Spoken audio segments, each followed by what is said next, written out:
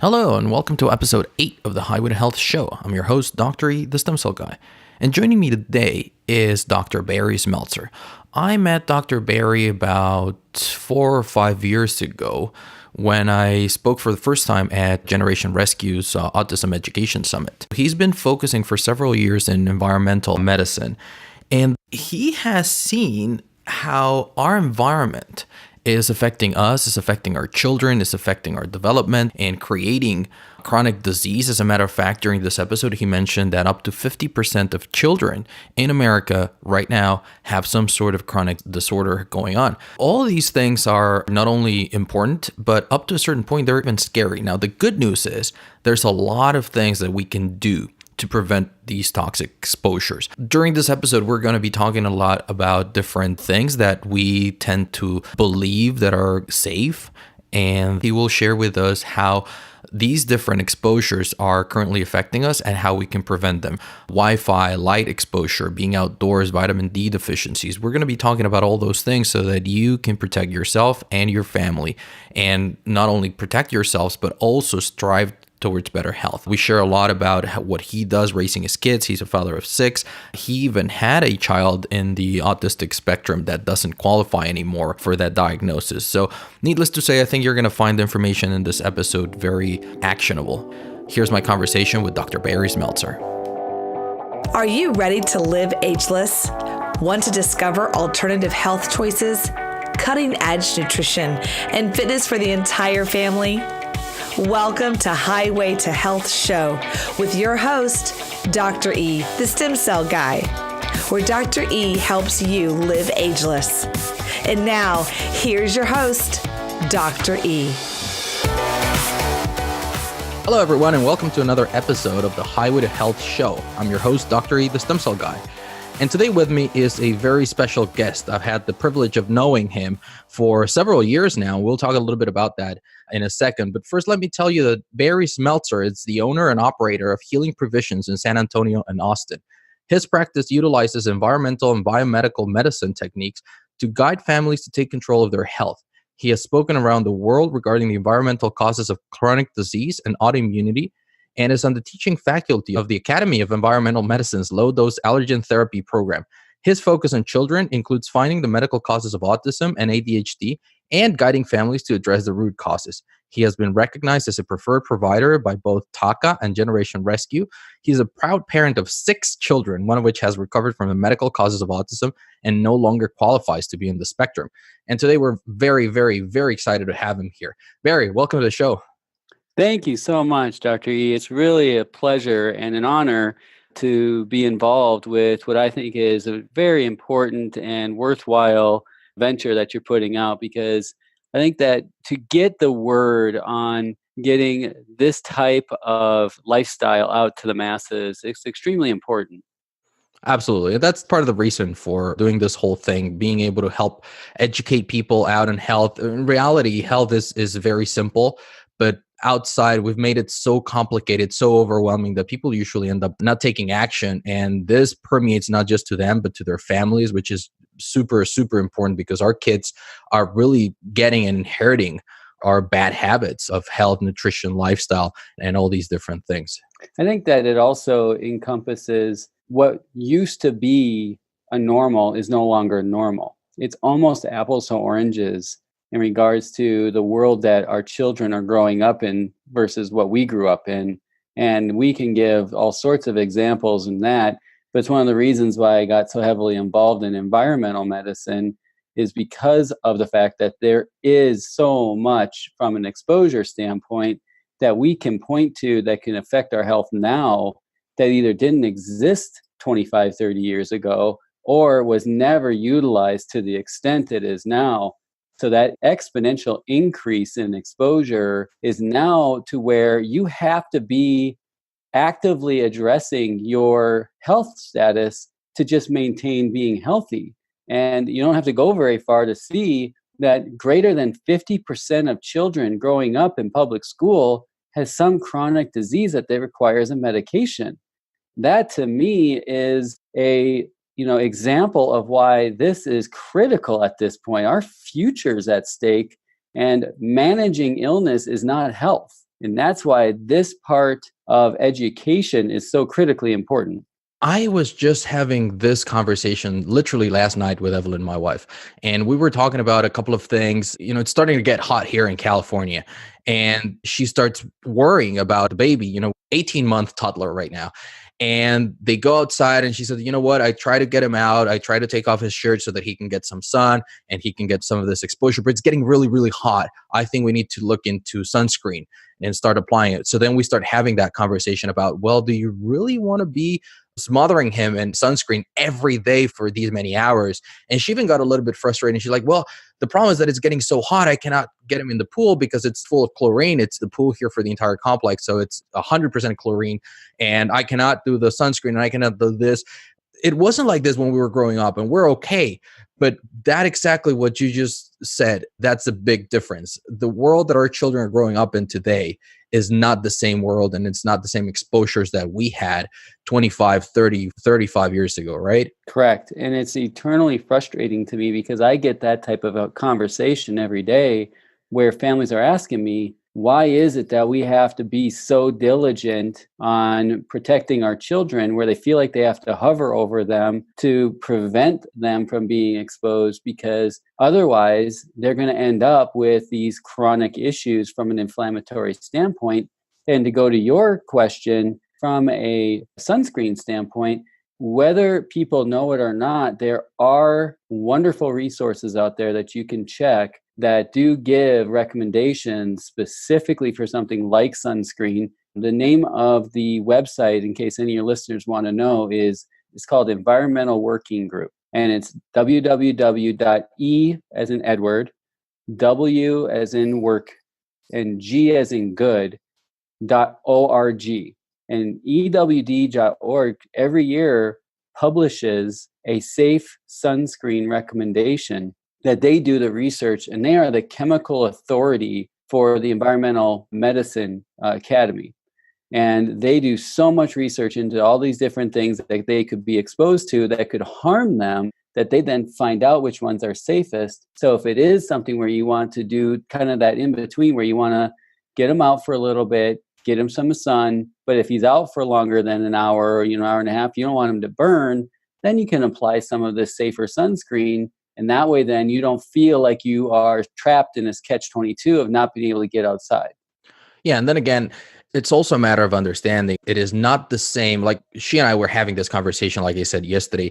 And like I said, you know what, if you're going to be going to the beach for a week, then it's okay. Okay. You apply the sunscreen, you do these things, but making it a part of the routine for the baby for 3 to 6 months at a time here in California, that every day he has all the sunscreen being applied to him. I think this is another concept that we really need to understand. It's not about not being exposed to these chemicals at all. It's also about managing the time and the amount of exposures, correct? Absolutely. And and from the intro, we have 6 kids. So we've been through this a few times.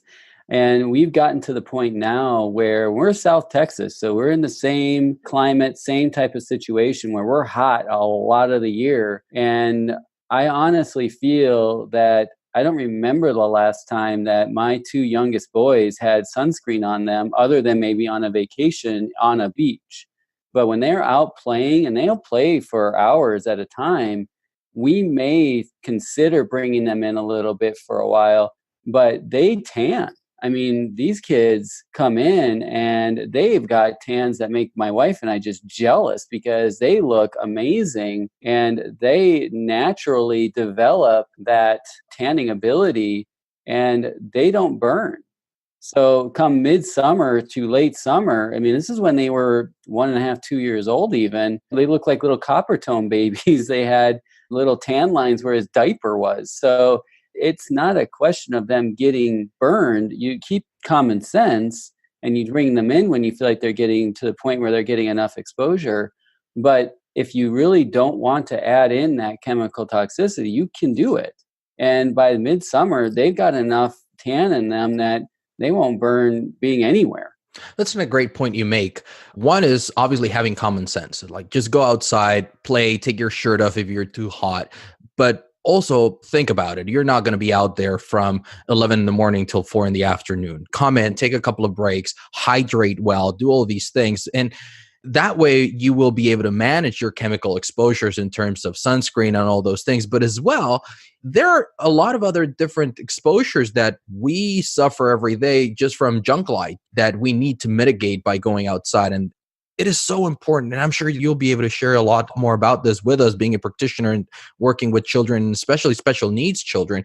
How important is it for us to be spending time outdoors in the sun? Wow. I mean, it's a great subject, Dr. E, because one of the things that I find so common, and before I get to that, I wanted to let you know too, from a chemical standpoint in sunscreen, it's become such a problem. And all you have to do is look in the news, but the state of Hawaii has literally outlawed sunscreen because it's so much in their beaches, it's killing their coral. That's how much the chemical exposure can harm not only our environment, but think of it. If there's that much that's in the ocean that's killing coral just from being on people, how much exposure are those people getting on a daily basis living in that area? Now, granted, a lot of it are tourists, but I mean, that's the kind of exposure we're talking about, and that's the kind of harm that can happen. So just think of it from a coral reef is dying because of sunscreen exposure to such an extent that the state banned it. Yeah, we tend to think that if we put it on our skin, it's outside, it's not on our skin. But there's this great way of looking at it that if you think of your skin as thousands and millions of tiny little mouths that are absorbing different amounts of whatever we're exposing it to, that's going to make you rethink everything that you apply on it. Yeah, it's our largest organ. It covers our entire body. And all you got to think about is any type of medications that people put on their skin that are topical. You know, people put pain patches on and they literally feel the effects systemically. So if that doesn't tell you, or a nicotine patch for people who are smokers, they'll tell you right now that they feel the effect. But to go back to your point, one of the most common deficiencies that I see, and I test over 1,500 children at this point, the most common deficiency that I see is vitamin D deficiency. And vitamin D is a sunshine vitamin. So you get it from just being outside. But what's interesting though is I actually look at it not even as much of an as a lack of exposure, which there is, but what does vitamin D do in our body? It's a steroid. It helps with inflammation. It helps with immune function. It helps to build strong bones. And if I'm seeing that degree of deficiency, think of all the things downstream that are being affected. You talk about immune dysregulation, which means you're also going to have chronic inflammation. And of the top most problematic chronic diseases in our country, I can tell you right now, every single one of them is either due to autoimmunity or chronic inflammation. So just something as simple as getting outside, getting some vitamin D, and then adding a little bit. Because I have kids and adults and families that are from Puerto Rico, San Juan, South Texas, where we have a ton of sun, Mexico, Monterrey, and we have a ton of sun 9 to 10 months out of the year, if not longer.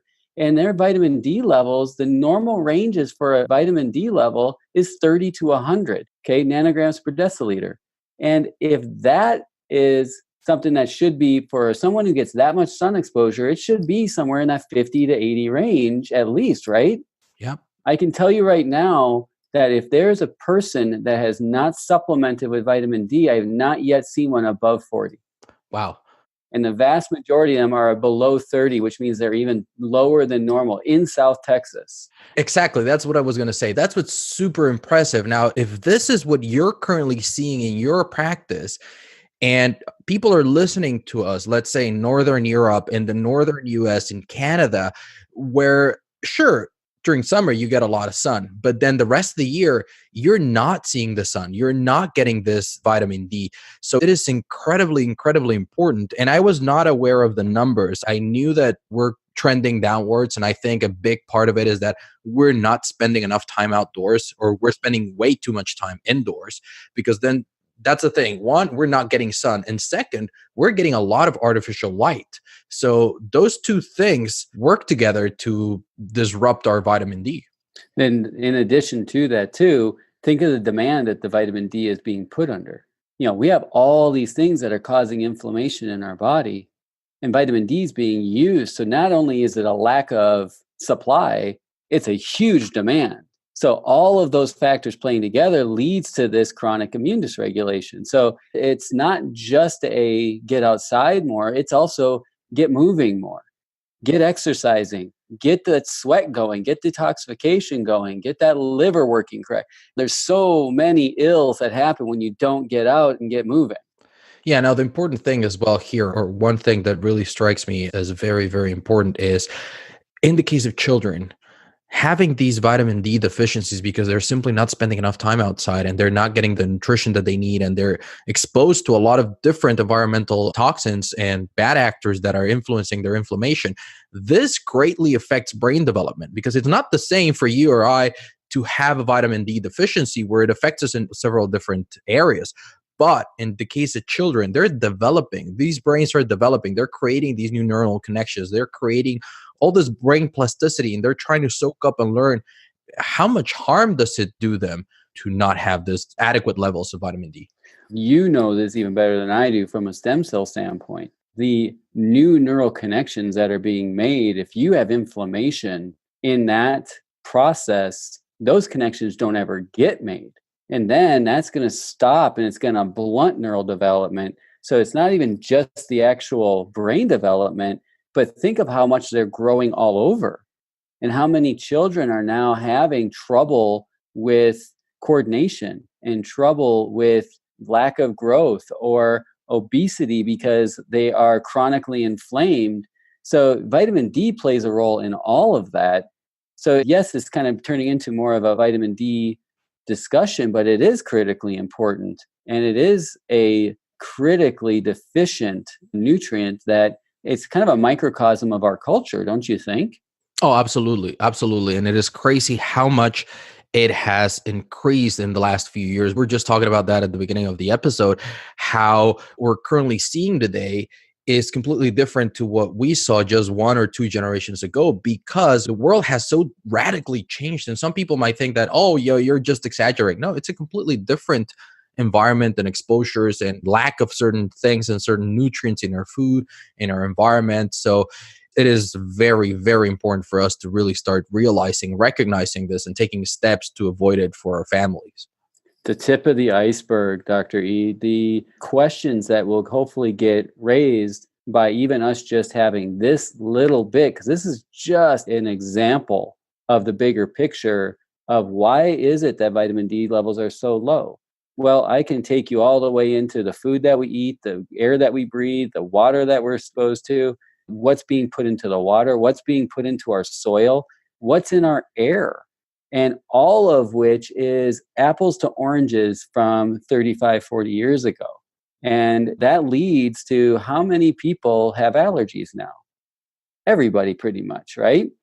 How many people had allergies 50 years ago? Maybe one grandpa had an old, hay fever that they used to have a handkerchief for. It's just scratching the surface of why this is an entire new field of medicine that's expanding exponentially because of the need. The need is dramatic. And then that leads to some of these expressions from an epigenetic standpoint. So, I mean, it can get really complicated and we can take a deep dive very quickly. But to get into the usable points from this is that solutions can be simple. Get outside, you're hearing us, get exposure, get moving, get sweating. You can avoid a lot of the ills that people are chronically managing by preventing it in the first place. Yeah, that's a great point that you make. And I try to emphasize that a lot because if people suddenly decide that our listeners, they suddenly decide that they want to make better health choices or they want to decrease their exposure, they basically want to live a healthier life and they start reading and they hear the first part of our conversation, going to go like, oh my God, I'd rather just not listen to this. But in reality, it's very, very simple. It's just a couple of things. Even when you're talking about, right now we've spoken a lot about vitamin D and being out in the sun and all those things. But then you can also think about electromagnetic fields and how you can decrease your exposure. I'm not telling people to stop using their cell phones. I'm just telling them just be aware of what this does to you. My wife made fun because when we first moved in here, we have a 3-bedroom apartment and the baby wasn't the last one so that he could be isolated when we were watching TV or when we were doing anything. But when we moved in, we realized that the electrical room is right next door to what would have been his room. So I rented out equipment and I checked it. And sure enough, the electromagnetic fields were incredibly higher in that one room. So I had him moved. Now, has this made a difference? I don't know. But I can tell you from what I know about electromagnetic fields that at least I sleep better at night. And he's been sleeping well. And I know that he's not constantly being exposed because his brain is growing. His cells are developing. All these things that I definitely don't want near him. We're very careful about having our phones in airplane mode. He'll take it off our hands. Okay, we put it in airplane mode. There you go. Play with it. And he pretends to put it to his ear and he pretends to do all those things. So we try to be careful. What do you think that people should be careful about in everyday life? All right, well, let's start with what you just talked about because it is very relevant to what is going to turn into another type of exposure. You know, we talk a lot about what's in our food, making sure that you limit your chemical exposure from the food that we eat. We talk a lot about limiting what's in our water, so filter your water. EMFs is a whole nother level of pollution that we have to think about. And you are exactly right, Dr. E, when you stated you checked his room and it was polluted. You have to think of this. His room was polluted. When you are in a room full of smokers, you may not think that you're harming yourself that day. But if you have a room full of smokers and your baby's sleeping in that room every day, do you think he's not going to have a higher risk of asthma, have a higher risk of allergies, and maybe leads to lung cancer in his 20s and 30s? Highly likely. We don't know the long-term risks of electromagnetic fields yet because the actual technology hasn't been out for more than 25 years. So we don't know what that long-term effect is, but what we are knowing is that levels of cancer, especially brain cancer, have never been higher. The levels of pediatric cancers have never been higher. The levels of neurologic developmental disorders have never been higher.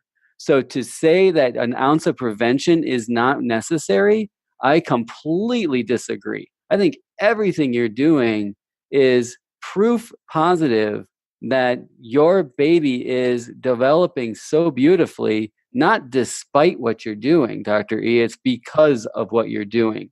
And I can give you all sorts of examples and all sorts of literature that demonstrates why by being diligent and being reasonable, you didn't move out of the complex, you didn't put up lead walls, you just moved him away. You tested the area. You probably tested the room he was going to be in and found out those levels of pollution were greatly reduced. Yep. And you can do that giving him something that reduces his exposure with the phones, reducing his exposure with wireless routers. All of it matters. Dirty electricity has got to be thought of the same way that clean air is thought of. And you don't go to a polluted area and live there when you know that you could get sick. Yeah, I think a big part of the problem is that we cannot see electromagnetic fields. We cannot feel them or smell them in a way that we can feel or smell a smoker's room, or in a way that we can feel certain other types of fields that affect us. But I think all those different things that we're discovering nowadays that are really polluting our environment, that can be the explanation to why are we seeing a lot of these different numbers, not just in types of cancers, but in autism, ADHDs, all these different disorders. Why are we seeing more of them? And I think the very lazy answer is to say, oh, because we're getting better at identifying them. I think we are. We definitely are. But I also think there's got to be something else. I think we are creating, unwillingly or knowingly, we're creating an environment that is making us a lot more susceptible to all these things. Yeah, and you don't have to go very far. I literally feel like I have a sixth sense because I can go to any grocery store, I can go to any church, I can go to any department store, and I can literally look and see that kid's got a chronic issue, that kid's got allergies, that kid's got ADHD, that child has autism, and it's simply by just looking at them. And I'll tell you right now, that wasn't happening 25, 30 years ago. You go to any public school and you can see the difference. The amount of special education needs is not because of better diagnosis, it's because our kids are sicker, they're more chronically ill, they're more developmentally damaged. And it is everything to do with the world we live in. And it's something where I used to be, more lenient on, hey, we're doing the best we can, but we truly aren't. We are not doing the best we can. We are absolutely putting our future at risk.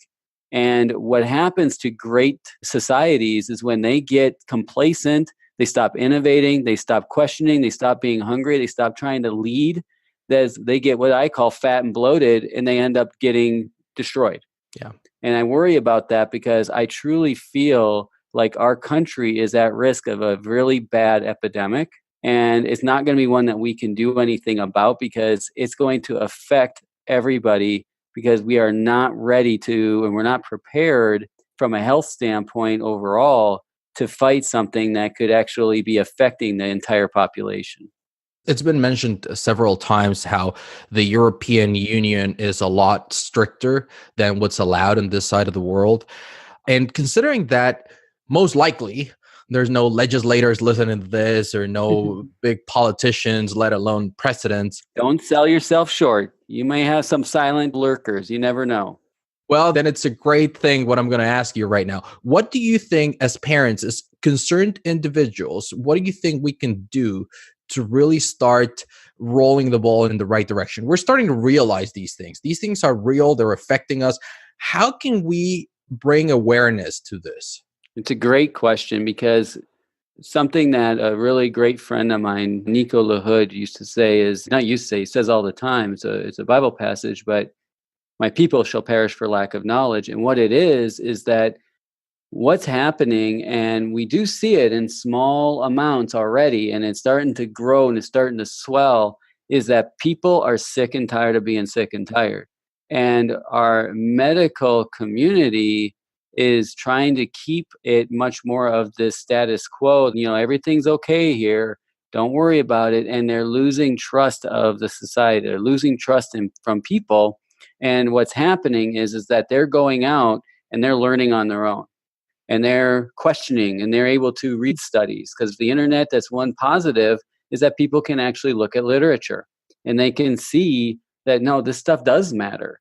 And how do I change this? How do I look into this? How can we test our water? How can we do EMF readings? Can we do this stuff? Because our doctors don't even know what we're talking about. So from a health side of things, knowledge is power.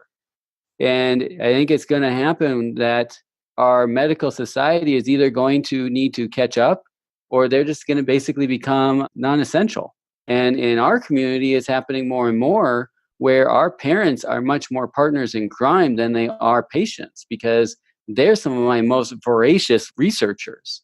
And if I have a question that I am looking for an answer, I've got an army of researcher parents, mostly moms, that have all sorts of skills and talents. And I'll tell you right now, you want to talk about somebody who will get an answer, you talk to a concerned mother. And she will find the obscure study. She will find the resource. She'll find the product that's safe.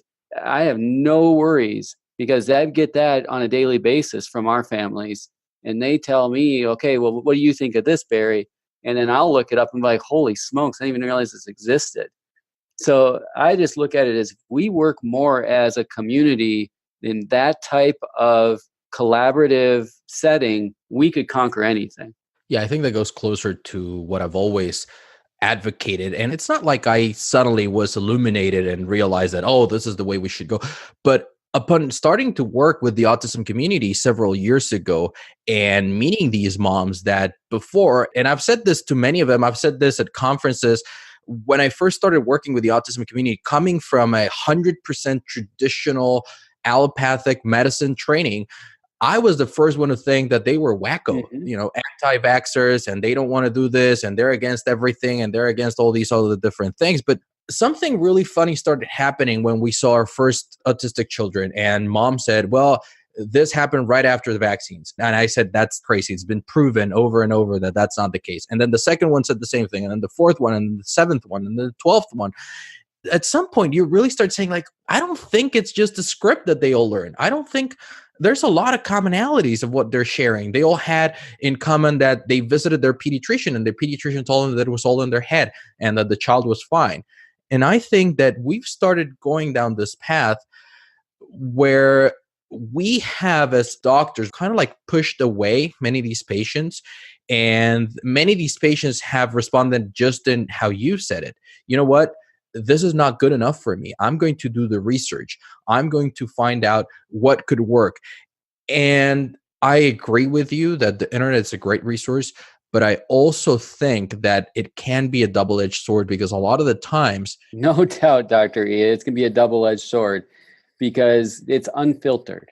exactly. And I think that's where our role as health professionals, not just as doctors, but anyone who's trained in the health fields, I think we need to acknowledge that people will be seeking out information. And our role right now is no longer to tell them what to do and fix their problems, but to team up with them and guide them, be more of a coach and say, like, okay, so this is the way that we want to go for this and this and this other reason. And try to help them understand and be humble enough to say, you know what? I don't know. Maybe let's give it a shot. Or you did this and it worked. Let me be open enough to say, okay, maybe I was wrong. Let me look into that. And I have, as I'm sure you do as well, but from so many years in the stem cell field, I have so many examples of people getting better from previously untreatable conditions and their doctors completely dismissing them, saying things such as, we must have misdiagnosed you before because it's not possible, that it is just jaw dropping a lot of the times. Yeah, just your examples are such a microcosm of the bigger picture because your work creates that kind of change. It creates that level playing field that allows that body to do things that previously they didn't think were even possible. Same thing happens in my field all the time, especially when I'm working with kids. These kids will get better and to the point where they're no longer, just like with Nick, they're no longer even on an autism spectrum or even an ADHD spectrum. And, family members or pediatricians, I've had developmental pediatricians and neurologists reports from my family stating, wow, he really did great with that therapy. Wow, he just grew out of it. So good for you guys. And these families look at these guys and women and just say, you've got to be kidding me. And now we kind of smile and laugh because I tell them this before we even get started. I'm like, your kid may get to the point where he no longer has a diagnosis. It's not by any means guaranteed, but it's a possibility. And people have such wonderful response to that because they're educated and they're like, yeah, we get that. But don't expect to ever be acknowledged. Don't ever expect that your physician, pediatrician, or family members will ever give you the credit. Yeah, they always have that hope that when I go back and I show them, they're going to completely change their ways. And most of the time, the answer is that that's not going to happen. And I do want to be clear, though, before I get any other messages, I'm not against vaccinations. I think that on a public health scale, they've done a lot of good. But I do think that we need to work more towards ensuring that they're safe for everyone. Because obviously, if you look at it and you say, okay, not everyone gets it, and the vast majority just get the benefits with minimal side effects, then it's easy to dismiss the rest of the research. But I think that how can you explain this to the one person who did get vaccine injured? Well, but everybody else did well. They're not going to care about that. So I do think we need to do work on that end. My son, we've made the decision. He is vaccinated for most of them. A few of them that simply didn't make sense to us, like hepatitis B at birth, it simply didn't make sense to me and my wife. But for the rest of them, most of them, we are following a vaccination schedule. But I do think that our job as doctors and for those who are pediatricians and working with parents is to educate them, to give them the resources and to not dismiss the possibility that they can actually understand what is being told. Well, here's the other part too, though, is wouldn't it be nice if there were options? We equate preventative medicine in our country with vaccination. Wouldn't it be nice to know that there were other possibilities? Wouldn't it be nice to know that there's risks involved with every choice that you make as a parent, that whether you choose to vaccinate or don't choose to vaccinate, here's your risks. Here's what you can possibly get. You can either get a vaccine preventable illness, but if you choose to vaccinate, there's these risks from what's in it. There's risks from what it does to the immune system. There's risks that things that, if you don't be careful, you could end up with chronic inflammation and autoimmunity. It would be nice to have that conversation so that educated parents will make what we call an informed choice. And that then you can make a confident choice and then give them the option to split it up. Give them the option to choose one or another, or even split up the vaccine. So if people who do want to do something, they can then make that choice. This preventative health issue from a healthcare industry has been very convoluted from a standpoint of all the different interests and money and pharmaceuticals. It's really gotten away from public health in general, which when we thought of public health 50, 60 years ago, before all the vaccines, nutrition was a huge part of preventative health. You had to make sure you got specific amounts of food in your diet, or else your doctor would tell you, you're going to get sick. You don't have enough vitamins. There's not enough nutrients. There's not enough minerals in your diet. What are you thinking? I have an old medical book from the 1950s. The nutrition section of it was almost 150 pages. Now, you look at any medical book, you know this better than I do. There's not one page on nutrition other than basically refer to dietitian. But there's a pill for that. Right, exactly. So I think that the overall discussion shouldn't be whether or not to vaccinate. The question should be, what's going to keep our children the healthiest? And that way, then, if you do choose to vaccinate, the chance of them tolerating it without side effects will be better. If you choose not to vaccinate them, you have a child who's going to have an immune system that can fight off 90% of it anyway. And that was the rest, or the second part of my comment. The reason that we've made the decision that we made is because we know that we're doing everything else to get them to the right point. We're making sure that his meals are adequate. We're making sure that he's getting the right nutrients. Evelyn was adamant about breastfeeding for as long as she was able to. And we're very careful with what he eats. He's never even tried a sweet. And she and I will indulge, we'll have ice cream from time to time, but always when he's asleep. Oh, you're that kind of parent, are you? I kid you not, because what we want to make sure is that when he tries it, he is aware of how he feels from it. Yeah. Right now, he doesn't miss it. We're not torturing him because he's never had it. He doesn't miss it. But what we want to make sure that when he's old enough, 2 or 3, to really understand the differences and see how this makes you feel, because you have not been hooked on sugar since you were 8 months old. Let's see how you like it. Let's see if you enjoy it. And if you do, then you can also indulge from time to time like we do. I mean, leading by example? Leading by example? What is that? Well, and it's funny that you mentioned it. I just had another conversation a few days ago with Michael Ashford, and he does a lot of education for parents, mostly for dads, into healthy lifestyle. And that's exactly what he says. He says, if your kids don't see you working out and taking care of yourself, don't expect them to want to work out and play outside. If you're Netflix and chilling every day, or just Netflixing, don't expect them to want to do this. No, kids do what they see, not what they're told all the time. And you want to create a lifestyle that leads to better health, then live a lifestyle that leads to better health. Exactly. I could not agree more. Now, before we wrap this up, what are your top 2 or 3 things that you would recommend anyone listening to us? What do you think they should look at and reconsider when they finish this episode, if they're at home or if they're on their way back? What are the top 2 or 3 things that they should look into, or they can start changing right away to improve their health and their family's health? Well, I think from an education standpoint, Dr. E, the best thing they can do is just start asking the questions of what's in my water? What's in the air? What is an EMF?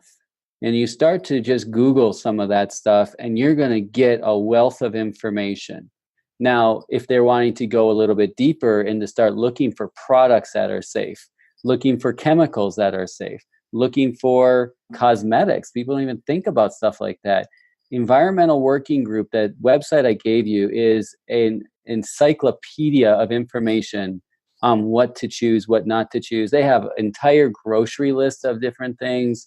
They have cosmetics, they have water. You can actually look up your zip code for the tap water in your district to find out what chemicals or possibly hazardous metals are in your water. Wow. mean, they've just done an incredible amount of research. And if you ever have a need or a want to donate to an organization, donate to that organization, because they work tirelessly and they are going against a huge amount of pushback when it comes to multiple different industries, whether it be the oil, gas, pharmaceutical, food industry. They're all railing against them. So they're doing incredible work. Number two is it can be very overwhelming hearing us talk about all the dangers in this world.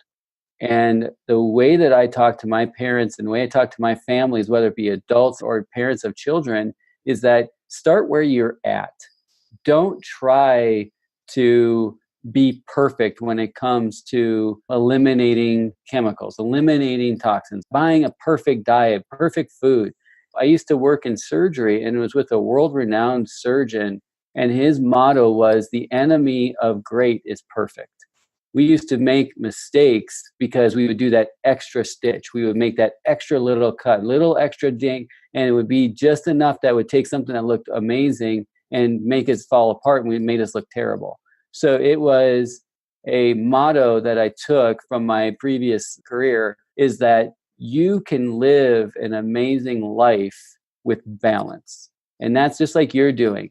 Cheat once in a while on your diet, indulge, but do it knowing what you're doing. So there is room to live life to its fullest, but you got to get to a point where you understand what that even means. So start small, start slow, learn, and then as you get more educated and you feel like you can do more, then do more.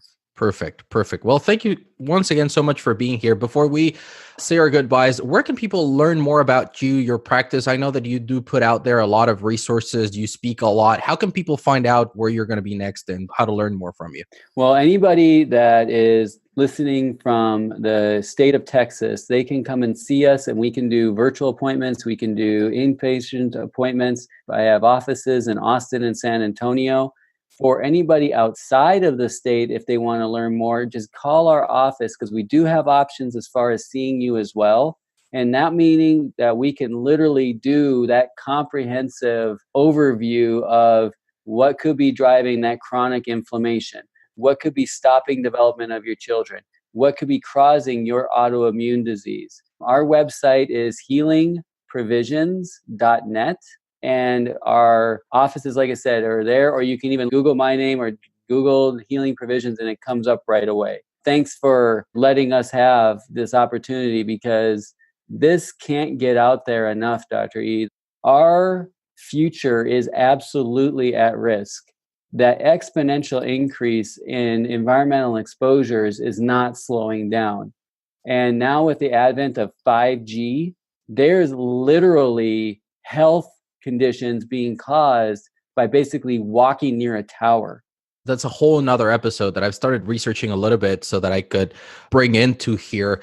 And I'm scared about it. Just looking at the data, just looking at the different hearings with the FCC. And it turns out that there's no research. Basically, they're going by, well, nobody has proven that it's not safe, so we can go ahead and do it. And that's not the way it works with anything else. Before you want to put out anything out there for the market, you need to prove that it's safe. But these guys are saying like, well, nobody has told us that it's unsafe, so we're just going to go ahead and roll it in huge cities and Los Angeles and all these different places. And I think it is very, very dangerous. Well, it's already being banned in European countries. Yep. You know, Brussels has already outlawed it because they had tested it and it already was showing negative health consequences. And again, like in Europe, so many more things that they actually pay attention to.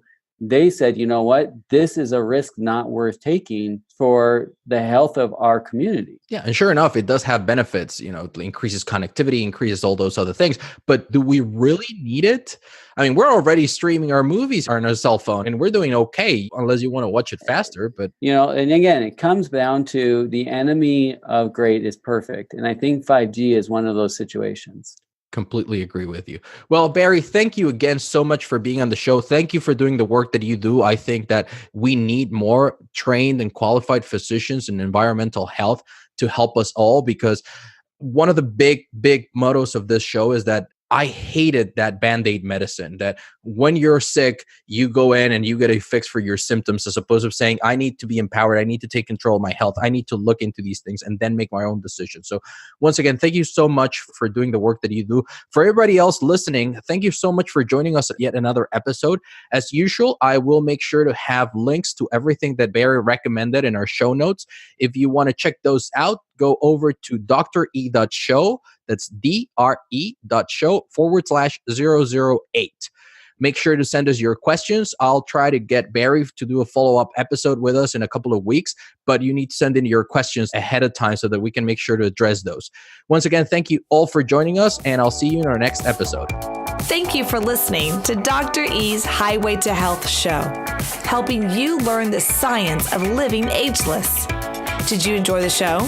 Please like, share, and subscribe where you listen to podcasts. Dr. E wants to hear from you. Go to dre.show. Again, that's dre.show. Until next time, this is Dr. E's Highway to Health, helping you live ageless.